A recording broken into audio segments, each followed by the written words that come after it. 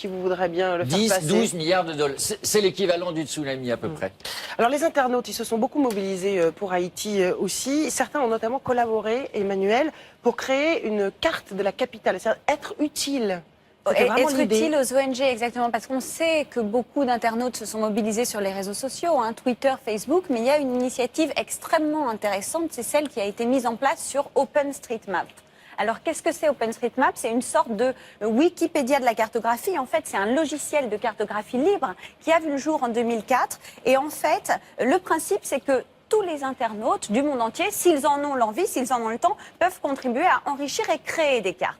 Alors, avant la catastrophe, la carte de Port-au-Prince sur OpenStreetMap il y avait très très peu de choses dessus. Il manquait énormément de rues. D'ailleurs, c'était exactement la même chose sur Google Maps. Les deux cartes étaient presque vides. Quelques heures après la catastrophe, une partie de la communauté OpenStreetMap se mobilise et là, ils arrivent à créer, indiquer énormément de noms de rues, indiquer les emplacements des campements de fortune, indiquer les emplacements des hôpitaux improvisés. Et donc, on aboutit à une carte. Alors ça, c'était la carte avant la catastrophe, celle que vous voyez. Ouais. Et quelques heures après, on a abouti à une carte qui était beaucoup, beaucoup plus enrichie et qui a permis notamment de faciliter les opérations de secours. Voilà, ça c'est la carte après. Ah oui. Et puis on peut Rien à aller voir. dans le détail et puis on voit des petites tentes bleues qui symbolisent les campements de fortune, etc.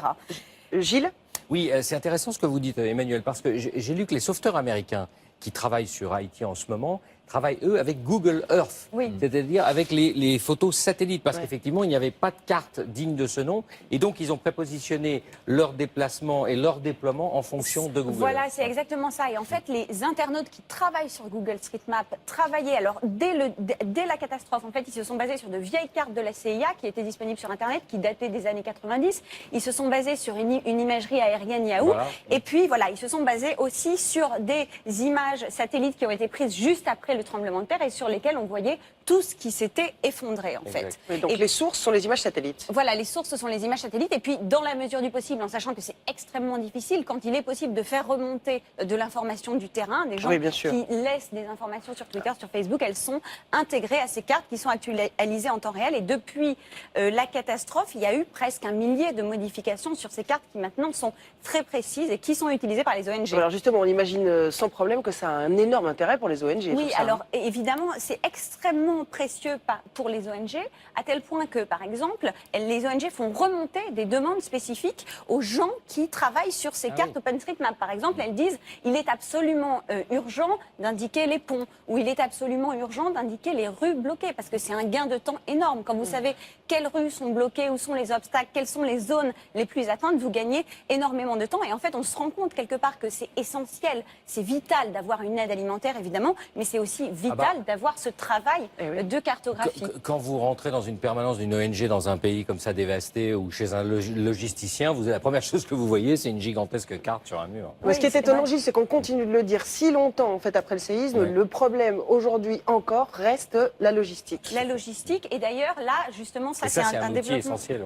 C'est un développement tout récent, mais cette carte OpenStreetMap vient de donner lieu à une application qui est disponible maintenant gratuitement sur smartphone, qui est disponible pour les sauveteurs qui sont en Haïti. Ils peuvent télécharger cette application et dessus, ils ont accès à la carte OpenStreetMap avec également, ils ont aussi accès à des images satellites, mais ils ont accès à cette carte qui a été enrichie par les internautes et qui est considérée comme une des plus complètes et des plus pertinentes. Et ça, c'est sans frontières, évidemment, Emmanuel. Ça, c'est sans frontières. La Bien sûr. collaboration, Donc, elle est. voilà, elle vient de exactement. partout. Vous pourriez, par exemple, ce soir, aller contribuer à enrichir cette En fait, c'est un carte. peu le effectivement. Wikipédia de la carte. C'est